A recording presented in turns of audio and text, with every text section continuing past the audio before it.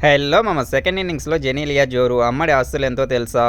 ఒకప్పుడు టాలీవుడ్ ఇండస్ట్రీలో టాప్ హీరోయిన్‌లో జెనీలియా ఒకరు. తెలుగులో ఎన్నో సూపర్ హిట్ చిత్రాలతో అలరించింది. తనదైన నటనతో చెరగని ముద్ర వేసింది.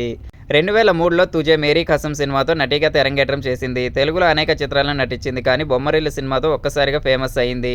తెలుగు, హిందీ, తమిళ్ భాషల్లో అనేక చిత్రాల్లో నటించింది. ఆమె ఎన్టీఆర్, రామ్ చరణ్, అల్లు అర్జున్, సిద్ధార్థ్ వంటి స్టార్ హీరోలతో స్క్రీన్ షేర్ చేసుకుంది. 2012లో తన తొలి సహానటుడు రితేష్ దేశ్ముఖ్‌ను వివాహం చేసుకుంది. వీరికి ఇద్దరు అబ్బాయిలున్నారు. పెళ్లి తర్వాత సినిమాలకు దూరమయ్యింది. ఇప్పుడిప్పుడే సినిమాల్లోకి రీ ఎంట్రీ ఇస్తుంది. నివేదికల ప్రకారం ఆమె ఆస్తులు 140 కోట్లకు పైగా ఉన్నాయంట. ఎక్కువగా యాడ్స్ ద్వారా సంపాదిస్తుందంట ఈ బ్యూటీ.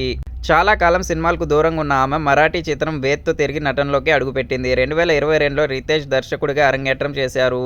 సోషల్ మీడియాలో చాలా యాక్టివ్‌గా ఉంటున్న ఆమె నిత్యం ఏదో ఒక పోస్ట్ చేస్తుంటుంది. అలాగే ఇటీవల ఆమె షేర్ చేసిన ఫోటోస్ నెట్టింట ఆకట్టుకుంటున్నాయి.